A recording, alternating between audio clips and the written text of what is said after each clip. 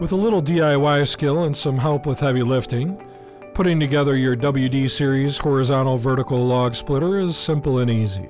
We're going to be assembling a 30-ton model today, but these instructions will work just as well with a 25-ton or 35-ton model. This video will be used as a supplement to the assembly and operating instructions in your owner's manual.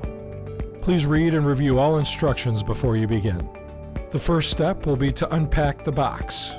You'll use a 14mm wrench to remove the bolts at the bottom holding the metal crate to the base. There's no need to remove any of the other bolts. It'll take 2 people to lift the crate in one piece and set it aside. Next, use scissors or a knife to cut the straps holding the machinery components in place. If any parts are damaged or missing, please call customer service before proceeding. The number is 800-780-2677. Use your owner's manual to identify each of the hardware kits, which are pre-sorted for assembling specific parts of your log splitter. Arrange the tools you'll need and assembly hardware on a clean surface. Now you're ready to install the tongue assembly to the reservoir tank. Set the tongue beam between the upright metal plates on the reservoir tank.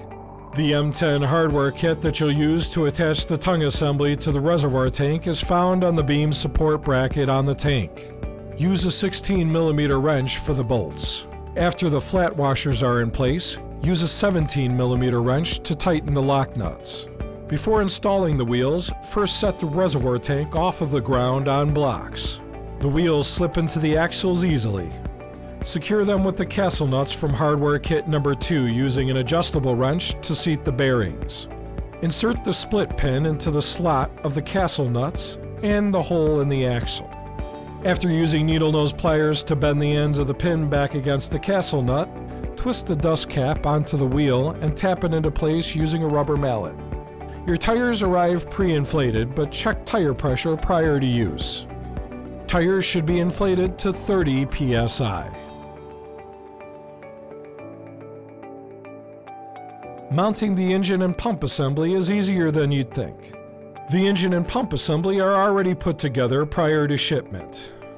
Use the hardware from Kit 5 to place and secure the engine and pump assembly to the engine mount plate and reservoir assembly. Use 2 13mm wrenches, one to hold the upper bolt in place while you tighten the nut on the undercarriage.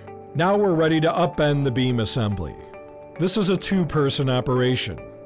Remove the plywood that is securing the beam assembly with a pry bar or a claw hammer. Have one person stand on each side of the shipping crate base. Pivot and lift the beam assembly onto the wide foot base so that the hydraulics are at the top of the machine. Lift the tongue and roll the reservoir tank assembly into place. Position the tongue and tank assembly so that the beam support bracket is between the 2 tabs on the beam. Slide the clevis pin through the aligned holes and secure the spring clip.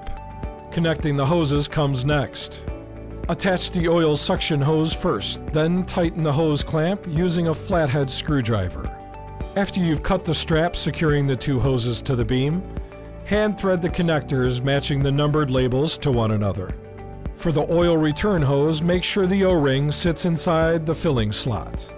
Tighten the hoses using a 32mm wrench or an adjustable wrench. To rotate the beam assembly into the horizontal position, carefully lower the beam assembly to rest on the tongue and jack stand assembly. You might want to brace the front end of the rack with your foot as you do this. The horizontal beam is self-locking. The spring-loaded lock will snap into place when the beam is back in position. Rotate the control handle up from beneath the valve on the handle link. Remove the clevis pin and the bow tie cotter pin from the valve and use this hardware to secure the handle in place. From this position, we can also install the log tray. Use hardware kit number 6 to secure the log trays to each side of the beam assembly. Your Boss log splitter is delivered to you without motor oil in the engine or gas in the tank. Please fill it with the types of oil and gas that are specified in your owner's manual. You'll also need to fill the hydraulic fluid. Use the hydraulic oil your dealers provide, or buy any of these recommended hydraulic oils. Please check the fluid levels every time you use the machine.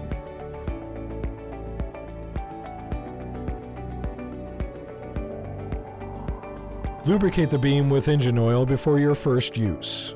Do not use grease to lubricate the beam. Your log splitter is ready, and now it's time to start splitting logs like a boss! Here are a few final tips.